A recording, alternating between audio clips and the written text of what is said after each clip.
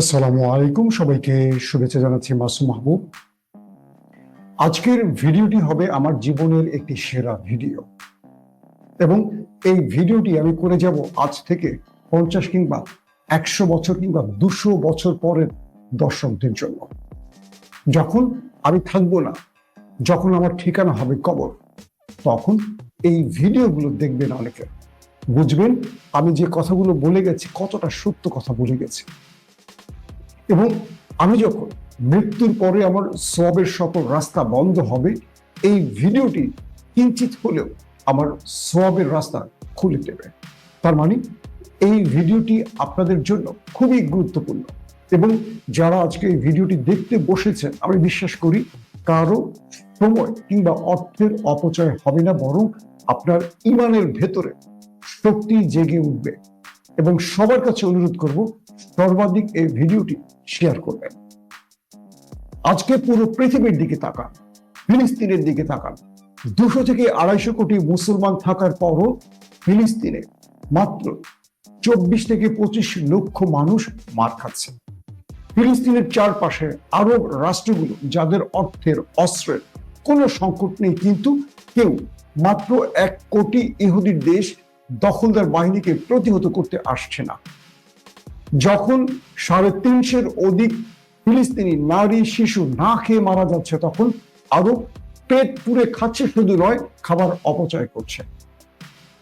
দর্শক, আজকে যখন ডক্টর জাকির নায়েকের কোট কিংবা টাই নিয়ে বিতর্ক হচ্ছে, তখন তাকে আমরা খ্রিস্টান কিংবা তাকে ইহুদি, অথবা আমরা তাকে এক কথায় কি বলবো, যে আমাদের ধর্মের বাইরে, অথবা ইহুদিদের এজেন্ট হিসেবেও বলছি। কিন্তু এই মুসলমানরা যারা আজকে আমরা বিতর্কে জড়িয়ে গেছি, একবার খেয়াল করবেন, এই মুসলমানরা পুরো পৃথিবী 1000 বছর ধরে শাসন করেছে, কিন্তু আজকে আমাদের শাসন করছে পশ্চিমারা, ইউরোপীয়রা। তাদের কাছে আমরা দয়া ভিক্ষা চাই, অর্থ ভিক্ষা চাই। তাদের কাছে আমরা কেন পরাজিত হয়েছি একবার চিন্তা করেন। মদিনা যে রাষ্ট্র তৈরি হয়েছিল মহানবী সাল্লাল্লাহু আলাইহি সাল্লামের হাত ধরে, এবং যে রাষ্ট্র 1000 বছরের অধিক সময় ধরে পুরো পৃথিবী শাসন করেছে, আজ তারা ইসরায়েলের মতো কিংবা ইউরোপীয় যারা আমাদের কাছে দয়া ভিক্ষা চাইতো, তাদের কাছে আমরা হাত পেতে বসে আছি কেন? এই ইতিহাস কি আপনাদের অবশ্যই জানা উচিত নয়? চলুন আমরা সেই ইতিহাসের দিকে চলে যাই। জানাবো অনেক হিস্ট্রি, শুধু ইতিহাস জানাবো না, প্রতিটা মুহূর্তের আপডেট থাকবে। বহির্বিশ্ব, বাংলাদেশ, সব আপডেট এই খবরের মধ্যে আমি নিয়ে আসবো। কমপ্লিট একটি এপিসোড, যেটা নাম দিয়েছি স্পেশাল ভিডিও। দর্শক, প্রথম যে তথ্যটি দিয়ে আমি শুরু করতে চাই, অর্থাৎ মহানবী সাল্লাল্লাহু আলাইহি ওয়াসাল্লাম মদিনা রাষ্ট্র তৈরির পর একে একে সাহাবীরা এসছেন, আমাদের খোলাফায়ে রাশিদিনরা, এবং তাদের প্রত্যেকের মৃত্যুর পর একটা সময় সৃষ্টি হয়েছে এরকম যে মুসলমানদের বীরত্বের ইতিহাস হারিয়ে ফেলতে শুরু করেছে। বদর, উহুদ, খন্দকের যুদ্ধের ইতিহাস আমরা ভুলে যাচ্ছিলাম। অর্থাৎ পরবর্তী প্রজন্ম যখন বনু উমাইয়া ক্ষমতায় বসে আছে খোলাফায়ে রাশিদিনের পর, এমনকি আমাদের পৃথিবী বিখ্যাত যিনি প্রতিটি যুদ্ধে বিজয় লাভ করেছিলেন, সেই খালিদ বিন ওয়ালিদের ইতিহাসও পরবর্তী প্রজন্ম ভুলে যেতে শুরু করেছিল। তখন বনু উমাইয়াদের একজন শ্রেষ্ঠ খলিফা ওমর বিন আব্দুল আজিজ, তিনি সিদ্ধান্ত নিয়েছেন মুসলমানদের এই ইতিহাসগুলো বই আকারে লিখবেন। অর্থাৎ মহানবী সাল্লাল্লাহু আলাইহি সাল্লাম থেকে শুরু করে বনু উমাইয়ার আব্দুল আজিজ পর্যন্ত এই ইতিহাসগুলো লেখা। এবং সেই জন্য তিনি একজনকে দায়িত্ব দেন 1717 খ্রিস্টাব্দে, যার নাম ইবনে সাহাব আল জহুরি। এই ইবনে সাহাব আল জহুরিকে তিনি ডেকে আনেন, সেই সময় সবচেয়ে বড় স্কলার। তাকে বলা হয় মুসলমানদের সকল ইতিহাস যেন তিনি লিপিবদ্ধ করেন। 717 খ্রিস্টাব্দে এই সাহাব আল জহুরি তিনি এই বইটি লেখার কাজ শুরু করেন, এবং তাকে নির্দেশনা দেয়া হয় যেন প্রতিটি মসজিদ, মাদ্রাসা, মক্তবে বা প্রতিটি বিদ্যা কেন্দ্রে তিনি যেন আল্লাহ রসুলের পর থেকে একেবারে উমাইয়া বংশ পর্যন্ত এই হিস্ট্রিগুলো মানুষকে বলেন। তিনি প্রতিটি মানুষের কাছে ছুটে যেতেন এবং এই ইতিহাসগুলো বলতেন। এ সময় তিনি অনেক ছাত্রের তৈরি করেন, অর্থাৎ তার কাছে যারা শিক্ষা অর্জনে আসতো, এরকম বহু ছাত্র তৈরি হয়। তিনি প্রথম এই বই লেখার, ইসলামের ইতিহাসে তিনিই প্রথম লেখার কাজটি শুরু করেন। খেয়াল করবেন, এটা আপনাদের খুবই গুরুত্বপূর্ণ। এই ইবনে সাহাব আল জোহরি হলেন ইসলামের ইতিহাসের প্রথম ইতিহাস লেখক, যিনি একজন বড় স্কলার ছিলেন। এরপর দেখা যায় যে তিনি যখন মারা যান তার আগে তিনি তার বিখ্যাত দুজন ছাত্রকে পৃথিবীর বুকে ছেড়ে দিয়ে যান। এর একজন হলেন ইমাম মালিক এবং আরেকজন হলেন ইবনে ইসাক। এই দুজন এরপর এই দায়িত্বটা গ্রহণ করে। পরবর্তী মুসলমানদের ইতিহাসগুলোর কাজ তারা শুরু করে। এরপর দেখা যায় যে তারা এই বইগুলোকে, তিনি যে লিখে গেছেন তার এই বইগুলোকে তারা আরো সমৃদ্ধের কাজ শুরু করেন। এরপর 720 খ্রিস্টাব্দে আততায়ীর হাতে শহীদ হন ওমর, যার নামটি বললাম, ওমর বিন আব্দুল আজিজ, বনু উমাইয়ার শাসক। তারপর 30 বছর আস্তে আস্তে স্থগিত হয়ে যায় মুসলমানদের গর্বের ইতিহাস। দেখা যায় একটা সময়ের পর এই যে সাহাব আল জহুরি যে কাজটি করে গেছেন, মুসলমানদের স্বর্ণাক্ষরে লিখা বা স্বর্ণালী বিজয়ের গল্প, এই বইটিও গায়েব হয়ে যায়, অদৃশ্য হয়ে যায়, হারিয়ে যায়। এই বইটির আর কোনো সন্ধান পাওয়া যায় না। তারপর আসে নতুন খেলাফত মুসলমানদের, আব্বাসীয় খেলাফত। আব্বাসীয় খেলাফত যখন বুঝলেন যে মুসলমানদের পরবর্তী প্রজন্মের কাছে যদি কোনো ইতিহাস না থাকে তাহলে এই বীরত্বের ইতিহাসগুলো মানুষ ভুলে যাবে, তখন এই আব্বাসীয় খলিফা যিনি ছিলেন মনসুর, তিনি ক্রমান্বয়ে চিন্তা করেন যে বড় বড় স্কলারদের নিয়ে তিনি কিছু করতে চান। পরে দেখা যায় যে এই আব্বাসীয় খলিফা তিনি আবারও এই দায়িত্ব পালন করেন এবং ইবনে মালিক এবং ইবনে ইসাক এই দুজনকে আবার ডেকে এনে তিনি আবার দায়িত্ব দেন যে কি করে আবারও একটি মুসলমানদের ইতিহাস লিখার কাজ করা যায়। তখন পরবর্তী সময় দেখা যায় যে তারাও আবারও জোরে সোরে এই কাজটি শুরু করেন। তারপর আস্তে আস্তে আব্বাসীয় খেলাফতি পুরো পৃথিবীতে জ্ঞান বিজ্ঞান চর্চা বৃদ্ধি পায়। বলা হয় পুরো পৃথিবীতে, অর্থাৎ আল্লাহ রাসূলের নবুয়তের পর থেকে মুসলমানদের জ্ঞান বিজ্ঞানের নজর, বা মুসলমানদেরকে আজকে যে পুরো পৃথিবীতে বিজ্ঞান চর্চা হচ্ছে, নিউটন আইনস্টাইনের জন্ম হয়েছে, এই জন্মের মূল কারিগর এই আব্বাসীয় খেলাফত। অর্থাৎ এখানে পৃথিবীর সবচেয়ে বড় লাইব্রেরি তৈরি হয় এবং এখান থেকে পুরো পৃথিবী থেকে বড় বড় স্কলার আসেন এবং এখানে বই লিখেন কিংবা এখানের বই সংগ্রহ করেন, এখানে পড়াশোনা করেন। জ্যোতির্বিদ বলি, যত রকম বিজ্ঞানীরা আছে সবাই এই বাগদাদে এসে আব্বাসীয় খেলাফতে যোগ দেন। দর্শক, এরপর যেটা হয় যে ক্রমান্বয়ে আব্বাসীয়রা একটা পর্যায়ে এসে দেখা যায় তাদের মধ্যেও দুর্বল শাসক আসে। তারপর একজন সফল শাসক আসেন, হারুনুর রশিদ। আপনারা জানেন যে মুসলমান ইতিহাসের সবচেয়ে আব্বাসীয়দের সবচেয়ে শ্রেষ্ঠ শাসক যার নাম বলা হয় তিনি হলেন হারুনুর রশিদ। তো প্রথমে যিনি আসেন মনসুর, তিনি 662 খ্রিস্টাব্দে বাগদাদে রাজধানী প্রতিষ্ঠা করেন। এরপর তিনি ওই যে সাহাব আল জহুরির ছাত্রদের দিয়ে সেখানে ক্রমান্বয়ে ইসলামিক চর্চা বা ইতিহাস চর্চার কাজটি শুরু করেন এবং সেখানে নতুন করে আরেকটি বই লেখার দায়িত্ব দেয়া হয় এবং সেখানে বলা হয় যে হযরত আদম আলাইহিস সালাম থেকে শুরু করে আব্বাসীয় খলিফা আল মনসুর পর্যন্ত মুসলমানদের সকল ইতিহাস যেন তারা লিপিবদ্ধ করেন পরবর্তী প্রজন্মের জন্য। তারপর দেখা যায় যে একটা পর্যায়ে তিনিও আল মনসুরও মারা যান। আসেন আমাদের খলিফা, যার কথা একটু আগে বললাম, হারুনুর রশিদ। এবং একটি বিষয় যে এই বইগুলো বারবার হারিয়ে যায় বা গায়েব হয়, কথাটা আমি বলছি কেন? ওই সময় যে বইগুলো লেখা হতো, এই বইগুলোর কোনো কাগজ ছিল না, পৃথিবীতে কাগজ আবিষ্কার হয়।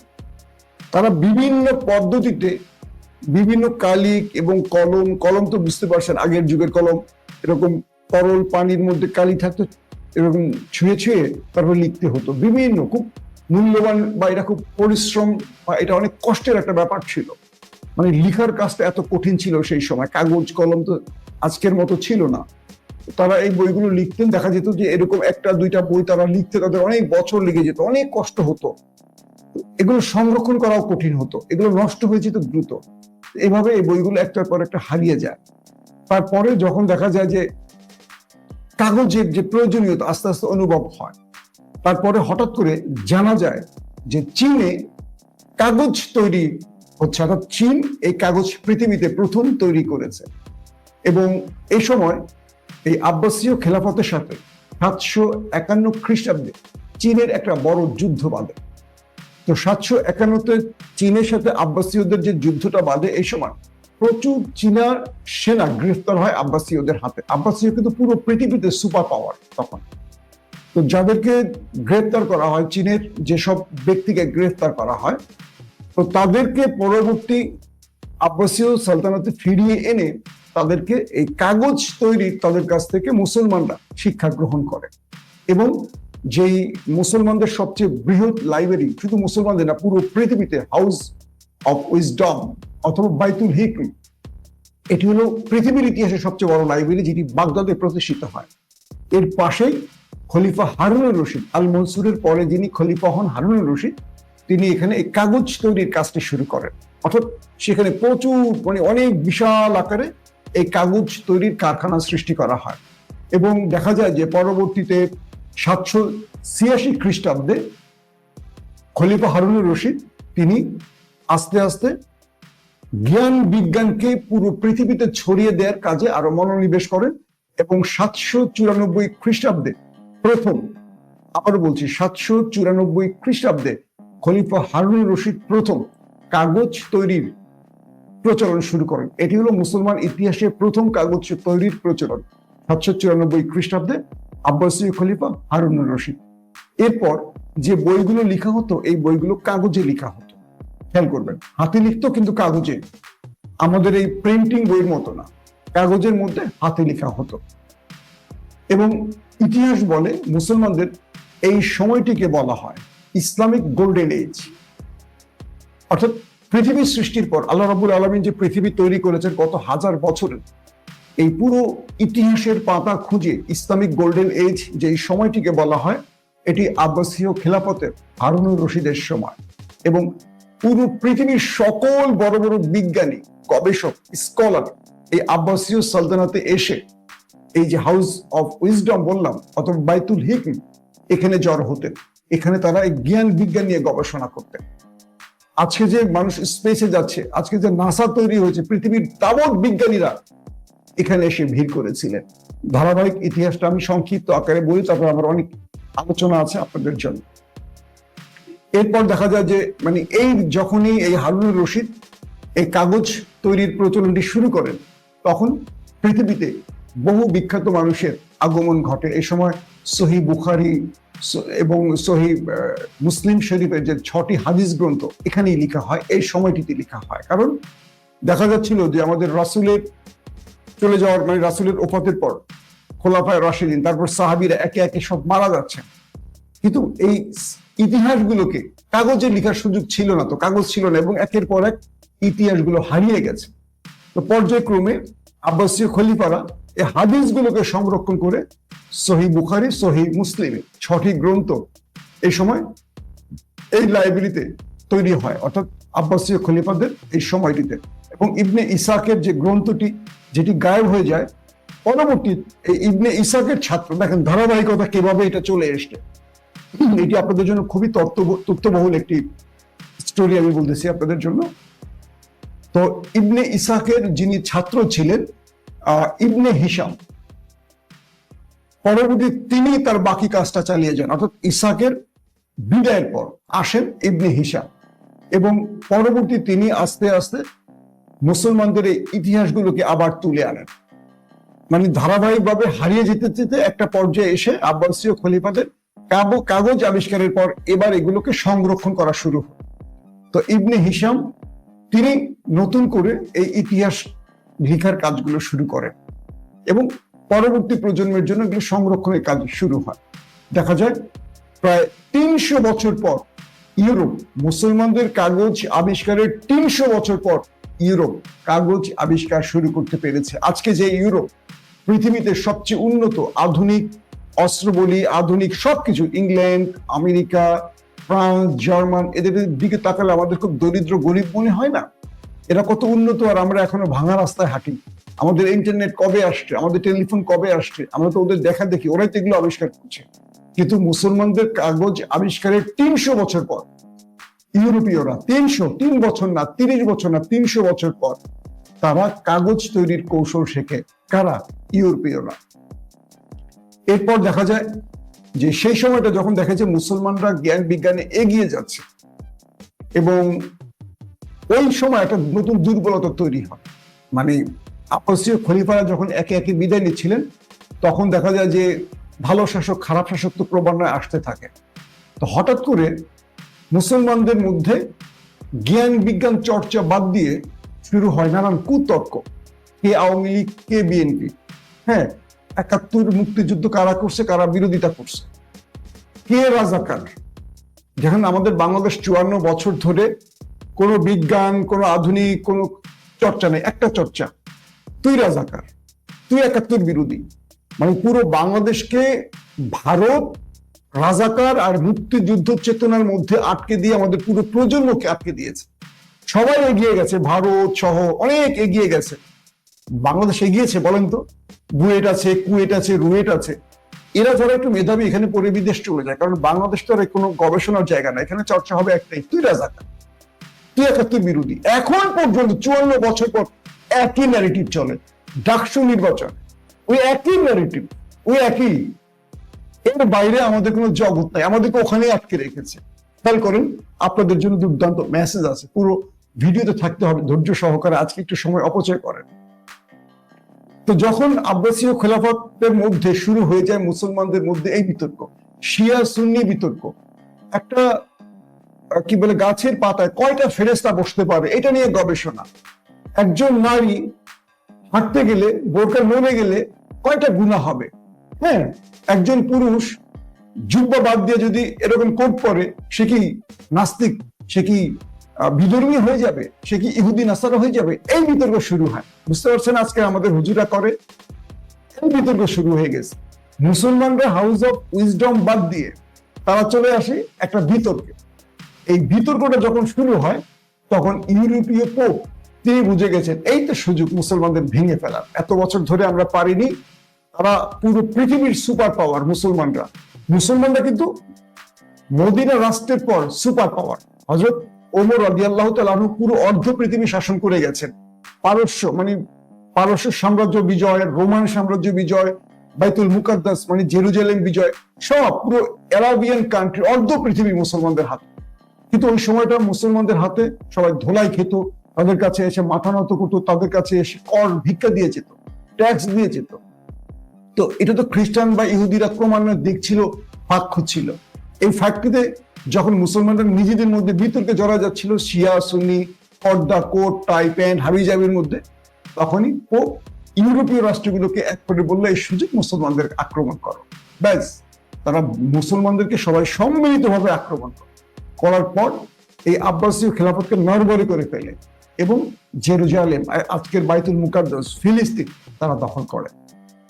হযরত ওমর রাদিয়াল্লাহু তাআলা আনহুর পর আব্বাসীয় খেলাফতের সেই সময়টিতে এসে এই দীর্ঘ কয়েকশো বছর চিন্তা করেন, ফিলিস্তিন মুসলমানদের ছিল, এটি নিয়ে যায় ইউরোপীয়রা।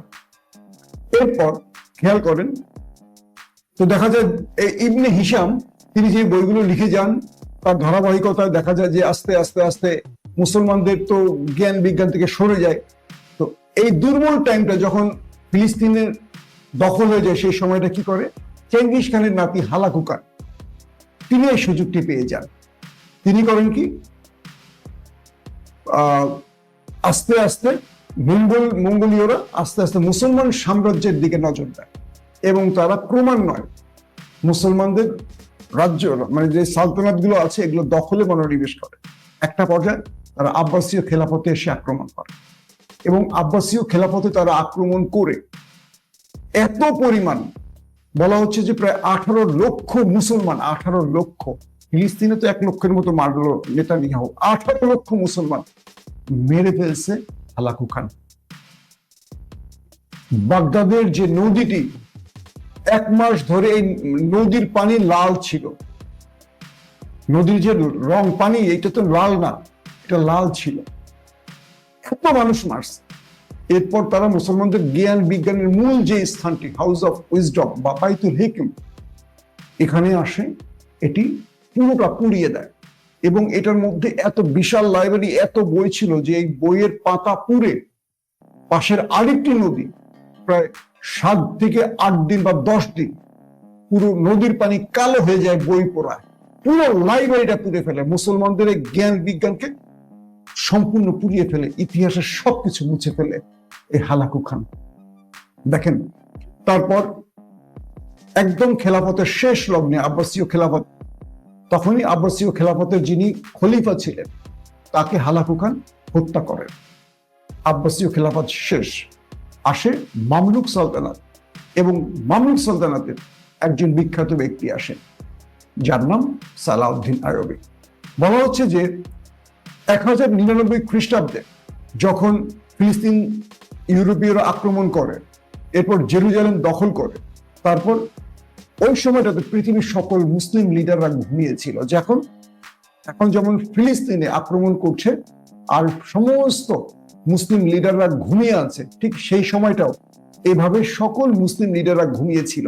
আর এই সুযোগে ইউরোপীয়রা ফিলিস্তিন নেয়, আর হালাকু খান এসে পুরো আব্বাসীয় সালতানাত বাগদাদকে ধ্বংস করে দিয়ে মুসলমানদের 1000 বছরের ইতিহাসকে ধ্বংস করে দিয়ে যায়। তারপর সেই সময় যিনি সবচেয়ে বড় স্কলার ছিলেন ইমাম ইবনে আসাকি, এবং তিনি পুনরায় ফিলিস্তিন বিজয়ের জন্য মুসলমানদেরকে আবার উদ্বুদ্ধ করেন, ইমাম ইবনে আসাকি, এবং তিনি আবারও এই বই লেখার কাজগুলো শুরু করেন, মুসলমানদের কাছে নতুন করে আবারও বার্তা দেন, কালচারাল ফ্যাসিজমের বিরুদ্ধে আবারও তিনি মুসলমানদের ঐক্যবদ্ধ করার চেষ্টা করেন। আর এই ইমাম ইবনে আসাকিরই ছাত্র ছিলেন, আজকের নাম বলেন সালাউদ্দিন আইয়ুবী। তিনি 1187 খ্রিস্টাব্দে 2 লক্ষ সেনা নিয়ে আবারও ফিলিস্তিন বিজয় লাভ করেন। পুরো ইউরোপীয়দের বিরুদ্ধে সালাউদ্দিন আইয়ুবী 1187 খ্রিস্টাব্দে 2 লক্ষ সেনা নিয়ে আসেন, কিন্তু ইউরোপীয়রা সবাই একজোট। তারপর একটা রক্তক্ষয়ী যুদ্ধের মাধ্যমে ফিলিস্তিন বিজয় করেন। এটি ছিল আমাদের লাস্ট বিজয় সালাউদ্দিন। ওমরের পর দীর্ঘ সময় আমাদের হালাকু খানের আগ দিয়ে ইউরোপীয়রা দখল করে আব্বাসীয় সময়। তারপর সালাউদ্দিন আইয়ুবী তিনি 1187 খ্রিস্টাব্দে এসে আবারও জেরুজালেম বিজয় করেন। তারপর সালাউদ্দিন আইয়ুবীর বিজয়ের পর পুরো পৃথিবীতে শেখ মুজিবের ইতিহাস চর্চা শুরু হয়ে যায়। অর্থাৎ যে মুসলমানদের ইতিহাসের সবচেয়ে খারাপ শাসক ছিলেন, জালিম ছিলেন ইয়াজিদ, তাকে নিয়ে বই লেখেন হঠাৎ করে কারা, যে বইটির নাম হয় ফাজাইলে ইয়াজিদ। এই ফাজাইলে ইয়াজিদের মাধ্যমে পুরো পৃথিবীতে ইয়াজিদের বীরত্ব, মহানায়ক, ইসলামের সবচেয়ে বড় খাদিম হিসেবে প্রতিষ্ঠিত করা হয়। বুঝতে পারছেন, আমাদের ইতিহাসে যেমন শেখ মুজিব সবচেয়ে বড় বিখ্যাত ব্যক্তি বাংলাদেশের ইতিহাসে, প্রজন্ম তাই জানে। তো এখন আমাকে অনেকে আওয়ামী লীগের গালাগালি করবেন, সঠিক ইতিহাস না যাই সেদিকে অন্য একদিন বলবো। তো ফাজাইলে ইয়াজিদের মধ্যে ইয়াজিদের বীরত্ব, মানে তাকে শ্রেষ্ঠ শাসক, শ্রেষ্ঠ মানুষ হিসেবে দেখানো হয়। যখন এটি দেখলেন যে ইমাম ইবনে জৌজি, যখন দেখলেন কি রে ইয়াজিদের মতো খারাপ ব্যক্তিকে পৃথিবীতে বিখ্যাত বানিয়ে ফেলছে, তো ইমাম ইবনে জৌজি করলেন কি, এইটার এগেইনস্টে আবার বই লিখলেন, ইয়াজিদ কেমন ছিলেন, তার চরিত্র উন্মোচন করলেন, এবং আল্লাহ রাসূলের থেকে শুরু করে বাকি সাহাবীদের এবং পরবর্তী শাসকদের ইতিহাস ইমাম ইবনে জৌজি আবারও লেখা শুরু করলেন। এই নামগুলো কিন্তু ধারাবাহিক আসছে, একজনের পর একজন এসে কিভাবে মুসলমানদের ইতিহাসকে রক্ষা করেছে। তারপর দেখা যায় যে সালাউদ্দিন আইয়ুবীর সময় একজন বড় স্কলার ছিলেন, পৃথিবী বিখ্যাত একজন স্কলার ছিলেন, তার নাম হলো ইমাম ইবনে আসির। অনেকে এই ইমাম ইবনে আসিরের বই বা তাফসীর পড়ে থাকেন। তিনি আসেন, তিনি এসে কোরআনের অনুবাদ, তাফসীর এবং মুসলমানদের ইতিহাস গ্রন্থ লেখায় মনোনিবেশ করেন। ইমাম ইবনে আসির পৃথিবী বিখ্যাত একজন দার্শনিক, লেখক, যাকে বলতে পারি ইতিহাসবিদ, যে ভাষায় আপনি বলেন। এবং এরপর মুসলমানদের ক্রমান্বয়ে তাদের সময়টা আস্তে আস্তে আস্তে আস্তে আমরা যখন দেখি যে আবার স্থিমিত হয়, খেয়াল করবেন তো পর্যায়ক্রমে হালাকু খানের ইতিহাসটা মুসলমানদের, তিনি শুধু বাগদাদে না, তিনি ধারাবাহিক মুসলমান রাষ্ট্রে আক্রমণ করতেন। তো এই আক্রমণের ইতিহাস শেষ। তারপর দেখা যায় হাউস অফ উইজডম শেষ, মানে মুসলমানদেরকে আবার নতুন করে উজ্জীবিত হওয়ার কাজটি শুরু হয়। তো হঠাৎ করে পৃথিবীতে ইউরোপীয়রা একটা আবিষ্কার করে ফেললেন, কি? প্রিন্টিং প্রেস, অর্থাৎ কাগজ তৈরির পর সেই কাগজে মানুষ আর হাতে লিখবে না, অথবা মানুষ হাতে লিখবে কিন্তু এই হাতে লেখার কাজটি কপি হাত দিয়ে আর হবে না, অটোমেটিক এটি মেশিনে করবে। বুঝতে পারছেন? তো 1258 খ্রিস্টাব্দে বাগদাদ ধ্বংসের পর ক্রমান্বয়ে যখন মুসলমানদের মধ্যে অস্থিতিশীল অবস্থা, তো এরপর মামলুক আসে, মামলুকদের পরে সেলজুক আসে, সেলজুকদের পরে আসে অটোমান সাম্রাজ্য সালতানাত। তো এই সময়টি পৃথিবীতে একটা ধাক্কা আসে যে ইউরোপীয়রা প্রিন্টিং প্রেস তৈরি করে ফেলে, এবং এখান থেকেই আমরা আমাদের পরাজয় শুরু। তো যখন এই প্রিন্টিং প্রেসটি তৈরি করে তখন তারা প্রতিদিন হাজার হাজার বই লিখতে শুরু করলো ইউরোপীয়রা, এবং পুরো পৃথিবীতে বইগুলো তারা ছড়িয়ে দেওয়ার কাজ শুরু করলো। দেখেন, খুব ইন্টারেস্টিং একটা ব্যাপার, আমাদের আল বিরুনি এবং ইবনে খালদুন, এরা তো পৃথিবী বিখ্যাত ইতিহাসবিদ বলেন, বিজ্ঞানী বলেন, এরা সায়েন্টিস্ট ছিলেন। তো এরা যে বইগুলো লিখে গেছেন, এই বইগুলো ইউরোপীয়রা সংগ্রহ করেছিল, খালদুনের এবং আল বিরুনির, এবং এই বইগুলো পড়ে এখান থেকেই আজকের আইনস্টাইন বলেন আর নিউটন বলেন, এরকম ইউরোপে বিখ্যাত বেশ কিছু বিজ্ঞানীর জন্ম। এবং তারা কি করলো, পুরো ইউরোপে প্রিন্টিং প্রেসের মাধ্যমে এই বিজ্ঞান বা সায়েন্সকে ছড়িয়ে দিল। আর তখন মুসলমানদের শেষ এম্পায়ার ওসমানী সালতানাত ছিল। তারা কি করলো, ওসমানী সালতানাতের যে সুলতান, তিনি সিদ্ধান্ত নিলেন তিনিও প্রিন্টিং প্রেস আনবেন এবং মুসলমানদের এই বিজ্ঞানের বইগুলো সারা পৃথিবী মুসলমানদের কাছে ছড়িয়ে দেবেন। তখন কি হলো, ওসমানী সালতানাতের যারা বড় বড় স্কলার শায়েখ, তারা বলল এটি নাজায়েজ, কারণ আল্লাহ বলছেন কলম দিয়ে লিখতে, কিন্তু জ্ঞান কখনো মেশিনে ছাপানো যাবে না, এটা হারাম। বুঝতে পারছেন আমার কথা? মন দিয়ে শুনবেন। তো ওসমানী সালতানাতের স্কলার, আমাদের দেশের স্কলার আছেন না, নারীর নেতৃত্ব হারাম, কোট পরা হারাম, টাই পরা হারাম, জাকির নায়েক কোট পরেন, টাই পরেন, তিনি কাফের, তিনি ইহুদিদের দালাল। আমাদের দেশে মাসলা দেয় না। দেখেন মুসলমানদের পরাজয়ের ইতিহাস, আমি বানায় বলছি না, সত্য বলতেছি না, সঠিক বলতেছি, একটু ইতিহাস ঘাটবেন। এই তথ্যগুলো দিতে তো আমাকে দীর্ঘ সময় পড়াশোনা করতে হয়েছে। এগুলো কিন্তু আমি ইংল্যান্ডে বসে পড়াশোনা করতাম যখন ফেরারি ছিলাম। অনেক চেষ্টা করছি, অনেক বই যেটা বাংলাদেশে নেই সেখানে পেয়েছি, অনেক দেশ ঘোরার সুবাদে আমার অনেক বই পড়ার সুযোগ হয়েছে। তো ওসমানী সালতানাতের স্কলাররা যখন বুঝলেন, মানে স্কলাররা তখন কি করলেন, যে কোনো প্রিন্টিং প্রেসে বিদ্যা ছড়ানো যাবে না, এটা হারাম, বরং আমাদের রাইটাররা নিজেই লিখবেন। একই লেখক একটা বই লিখে আবার সেই বইটাকে দেখে দেখে তিনি আবার লিখবেন, মানে একজন লেখক বা তার 5 জন অনুসারী বই লিখে লিখে ছড়াবেন কয়টা। আর মেশিনে দিয়ে দিনে শত শত বই বের হয়ে যাচ্ছে, মেশিনে, প্রিন্টিং প্রেস। এখান থেকে মুসলমানদের পরাজয় শুরু। ওসমানী সালতানাত কয়েকশো বছর পর বুঝলো যে আমরা আর ইউরোপীয়দের সাথে পারছি না, যে ওসমানী সালতানাত, আমেরিকা তাদের ট্যাক্স দিত, ইউরোপ তাদের ট্যাক্স দিত, পৃথিবীর সকল সাম্রাজ্য তাদের ট্যাক্স দিত, তারা ছিল সুপার পাওয়ার, আজকে যেমন আমেরিকা সুপার পাওয়ার। এই প্রিন্টিং প্রেস, তারপর বই লেখা, জ্ঞান ছড়িয়ে গেল পুরো ইউরোপীয়দের মধ্যে। আর মুসলমানরা ওই সময় প্রেসটাকে হারাম বলে তারা পিছিয়ে গেল। মুসলমানদের বহু জায়গায় মানে জ্ঞান পৌঁছায় না, তারা বরং কোরআন এবং হাদিস নিয়ে বিতর্কে পড়ে থাকতো। এটা হয়েছে, এটা হয়নি, ওটা হয়েছে, ওটা হয়নি, আল্লাহ এটা বলেছেন, আল্লাহ, এখানে তারা আটকেছি। পর্যায়ক্রমে দেখা গেছে যে এরপর আমরা মানে মুসলমানদের যে গর্বের ইতিহাসগুলো সেগুলো হারাতে শুরু করে, ইউরোপীয়রা এগিয়ে যেতে শুরু করে। এরপর তারিখ ইবনে কাসির, তিনি কোরআন এবং মুসলমানদের ইতিহাসের পুরো গ্রন্থটা তৈরি করেন। খুব ভালো করে খেয়াল করবেন, তারিখ ইবনে কাসির, এটা অনেকেই হয়তো পড়েছেন আমাদের বড় বড় স্কলাররা। এরপরে মুসলমানদের বড় যে সায়েন্টিস্ট আল্লামা ইবনে খালদুন, তিনি মুসলমানদের ইতিহাসকে সমৃদ্ধ করার কাজে মনোনিবেশ করেন। তার লেখা বই পৃথিবীর সমস্ত বড় বড় অক্সফোর্ড, হার্ভার্ড, ক্যামব্রিজে পড়ানো হয়। তারিখ ইবনে, ভালো করে খেয়াল করবেন, আল্লামা ইবনে খালদুনের বই পৃথিবীর বড় বড় হার্ভার্ড, অক্সফোর্ড, ক্যামব্রিজ, যার নাম বললাম, খোঁজ নিয়ে দেখবেন পড়ানো হয়। তুরস্কে তার নামে একটা বিশ্ববিদ্যালয় পর্যন্ত আছে। 1406 সালে ইবনে খালদুনের মৃত্যু হয়। তিনি মারা যাওয়ার পর ইউরোপীয়রা এই প্রিন্টিং প্রেসটি তৈরি করেন। মানে ইবনে খালদুনের মৃত্যুর পরে আসে এই প্রিন্টিং প্রেস, এবং ইউরোপীয়রা পুরো রাতারাতি পুরো পৃথিবীতে তাদের বই ছড়িয়ে দেয়। তারপর আস্তে আস্তে ইউরোপেরা উপরে ওঠে আর মুসলমানরা নিচে নামে। এবং বলা হচ্ছে যে মুসলমানরা ওই সময় বড় বড় ইমারত করে, আর ইউরোপীয়রা বিজ্ঞান চর্চা করে তারা মহাকাশে চলে যায়। মুসলমানরা কি কি বানায়? অমুক রাজপ্রাসাদ, তাজমহল, আজমের শরীফ, অমুক প্রাসাদ, তমুক প্রাসাদ। মুসলমানরা এগুলোর মধ্যে আটকে থাকে। প্রতিটা মুসলমান রাজার বিশাল বিশাল প্রাসাদ থাকে। কিন্তু ইউরোপীয়রা চলে যায় কোথায়? মঙ্গলে, চাঁদে, স্পেস বানায়, নাসা বানায়।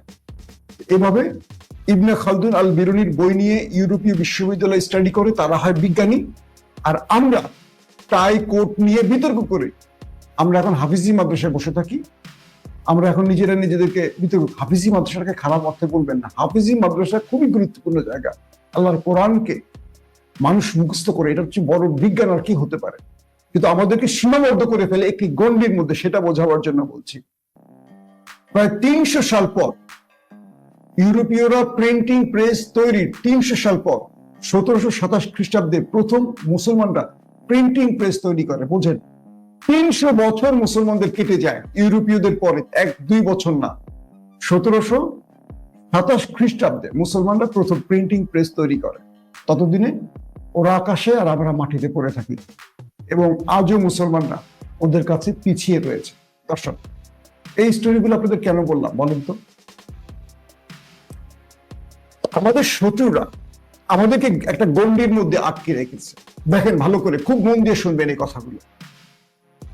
বাংলাদেশে যাতে বাংলাদেশি স্ট্রং হতে না পারে, তাই কিছু ন্যারেটিভ দেয়া আছে। মুক্তির যুদ্ধের চেতনা 54 বছর ধরে একটা চেতনায় বিক্রি করছি আমরা এর থেকে বেরোতে পারি না, পারবো না। ভারত তাদের ইউটিউব, ফেসবুক, গুগলে, আইটির বা তারা এই সোশ্যাল কাজগুলোতে আমেরিকা জয় করে বসে আছে। তারা আমেরিকা দেখবেন গুগলে, আপনারা অনেকে স্ট্রাইক খান কেন? বাংলাদেশের কন্টেন্ট ক্রিয়েটররা বহুত স্ট্রাইক খায়, সেখানে কিন্তু ভারতীয়রা বসে আছে অনেক। ফেসবুক, ইউটিউবে দেখবেন ওরা, আমেরিকা আজকে সুপার পাওয়ার কেন জানেন? আমেরিকা প্রথম উপরে যায়, স্পেসে যায়। সবচেয়ে ভয়ঙ্কর যে পারমাণবিক বোমা, এটা তৈরি করে কারা? আমেরিকানরা। এবং আমেরিকানদের এই পরিকল্পনা দেয় কে? ইহুদি বিজ্ঞানী আইনস্টাইনদের মতো লোকেরা। যার হাতে সবচেয়ে ভয়ানক মরণ অস্ত্র আছে সেই পৃথিবীর শক্তিশালী। মুসলমানরা কি নিয়ে আছে? জাকির নায়েক কোটটাই পড়েন কেন জানেন? তিনি ইহুদি খ্রিস্টানদের কাছে ধর্ম প্রচারক হিসেবে কাজ করতে চান। তিনি মোল্লাদের কাছে তো চান না, মোল্লা তো ধর্ম গ্রহণ করে বসে আছে, তাই এই পোশাকে দিয়ে ঢুকতে চান তাদের কাছে। কিন্তু আমরা তাকে টেনে পিছনে নিয়ে আসছি, কাফের বলে দিয়েছি। ওই যে বললাম ওসমানী সালতানাতে প্রিন্টিং প্রেস কি জিনিস বুঝতে পারছেন? বিজ্ঞান, জ্ঞান পুরো পৃথিবী ছড়িয়ে দিয়েছে তারা, আর আমরা এটাকে না জায়েজ বলেছি। 300 বছর পর ওটা কি করে জায়েজ হলো বলেন তো? আজকে বাংলাদেশের দিকে তাকান। একজন সৎ শাসকের জন্য আমরা পাগলের মতো পথ চেয়ে থাকি। আমরা ভোটাররা চোরদের ভোট দেই। একজন নেতা হজ করতে যাবেন, ওমরা করতে যাবেন, আরেকজনের পকেটে তার থাপা দিয়ে টাকা নিয়ে যান। আমি ওমরা যাবো, 20 লাখ টাকা দে, 10 লাখ টাকা দে। তার হজ হয়, তিনি হজ করতে গেছেন এক ব্যবসায়ীর দিকে টাকা দিয়ে। আমরা বেছে বেছে 54 বছরে যাদের রাজনীতির মসনদে বসিয়েছি, প্লিজ এই ইতিহাসগুলো কেন বলেছি? কজন লোক সৎ ছিল? একবার চিন্তা করেন, যে লোকগুলো ক্ষমতায় বসেছে তাদের যে সম্পদের পাহাড় তৈরি হয়েছে, এগুলো রাষ্ট্রের টাকা চুরি করে না? যারা বাংলাদেশের রাজনীতি করেন একবার প্রশ্ন করেন তো, এরা কজনে চাকরি করে? এদের এই অর্থগুলো আসে কিভাবে? এই বিলাসিতা আসে কোত্থেকে? মানুষের মাথায় কাঁঠাল ভেঙে না? রাষ্ট্রের সম্পদ লুট করে না? তো মুসলমানদেরকে পিছিয়ে দিয়েছি আমাদের একদল মূর্খ, গণ্ডমূর্খ হুজুরেরা, যারা কোরআন এবং হাদিস পড়ে মনে করেন তারাই পৃথিবীর সবচেয়ে বড় জানতা। কিন্তু আল্লাহ মানুষকে কেন পৃথিবীতে পাঠিয়েছেন এই মর্ম আমরা বুঝি। যারা কয়েক হাজার বছর ধরে পৃথিবী শাসন করেছি, আজকে তারা পিছিয়ে পড়েছে কেন? এই উল্টা পাল্টা মাসলার জন্য। আমাদের মধ্যে বিভাজনের সুযোগে বাইতুল মুকাদ্দাস দখল, আমাদের মধ্যে বিভাজনের সুযোগে হালাকুকার বাগদাদ ধ্বংস করে দিয়ে গেছে, মুসলমানদের জ্ঞানের মূল কারখানাকে ধ্বংস করে দিয়ে গেছে। ওরা শুধু অপেক্ষা থাকতো কখন মুসলমানরা দুর্বল হয়। আজকে দেখেন বাংলাদেশের অবস্থা, জুলাই বিপ্লবের অংশীজনরা একে অপরে বিভাজিত হয়ে গেছে। হাসিনার কাছে এস আলম ২৫০০ কোটি টাকা দিয়ে আসছে। আজকে দেখেন রিপোর্টার্স ইউনিটে মঞ্চ ৭১ নামে আওয়ামী লীগকে নতুন আদলে তৈরির কাজ শুরু হয়ে গেছে। আবার দেখেন সোশ্যাল মিডিয়ায় লতিফ সিদ্দিকীর পক্ষে একদল মুক্তিযুদ্ধ চেতনা নিয়ে পোস্ট শুরু করেছে। এগুলো সব আওয়ামী লীগের এজেন্ট, প্রেসক্রিপশন। আওয়ামী লীগকে বাংলাদেশে এস্টাবলিশ করার জন্য এই ন্যারেটিভ তারা ঢুকবে, এই ন্যারেটিভে তারা ঢুকবে। জনতার মঞ্চ, শাহবাগে কি হয়েছে, জনজাগরণ মঞ্চ, এখন হলো কি মঞ্চ ৭১। এই মঞ্চ মঞ্চ শব্দগুলো হলো দিল্লির খেলা, আর এগুলো আওয়ামী লীগ বা বামেরা খেলে। আবার দেখেন আমাদের সুশীলরা এগুলো ফেসবুকে লেখে, একজন মুক্তিযুদ্ধের উপর হাত মেনে নেওয়া যায় না।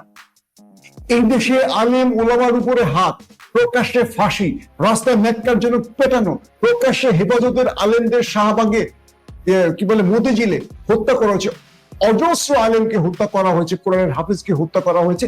একটা মানুষ কথা বলেনি। শাপলা চত্বরের দৃশ্য মনে নেই, নিজ চোখে দেখেছে। কেউ কথা বলেছে? বলেনি। কিন্তু ওইসব কথিত মুক্তিযোদ্ধা মদ খায়, মাগিবাজি করে, নামাজ পড়ে না, আল্লাহর প্রতি বিশ্বাস নেই যাদের, লতিফ সিদ্দিকী কি নাস্তিকপন্থী লোক না? তার লেখা নিয়ে মাঝখানে আন্দোলন হয়নি, তিনি ক্ষমা চাননি। মনে আছে শেখ হাসিনা তাকে সরিয়ে দিয়েছিল কৌশলগত কারণে, তার জন্য চেতনার দণ্ড হারিয়ে যায়। অথচ প্রত্যেকটি মুসলিম পরিবারের ছেলে, মুসলমানদের মুসলমানিত্ব হারিয়ে গেছে। ভাই আপনারা ঐক্যবদ্ধ হন। এই ভিডিওগুলো বানাই কেন বুঝেন? আজ থেকে ৫০-১০০ বছর পরে এই ভিডিওগুলো দেখলে বুঝবেন মাসুম ভাই যে কথাগুলো বলছে ঠিক বলছে কিনা। সালাউদ্দিন আইয়ুবী একটা কথা বলেছিলেন, আমি বাইতুল মুকাদ্দাস বিজয় করেছি আমার আল্লাহর জন্য। কিন্তু কতদিন মুসলমানরা ধরে রাখতে পারবে জানি না, কারণ এটা বারবারই শত্রুর টার্গেটে পড়েছে, এটা দখল করেছে। যে ওমর রাদিয়াল্লাহু তাআলা আনহু এটি প্রথম বিজয় করেছেন, সালাউদ্দিন আইয়ুবী এসে এটা বিজয় করেছিল। তারপর ওসমানীরা ধরে রেখেছেন, আরবরা এসে ব্রিটিশদের সাথে মিলে ওসমানী সালতানাত ভাঙার জন্য তারা যুদ্ধ শুরু করেন।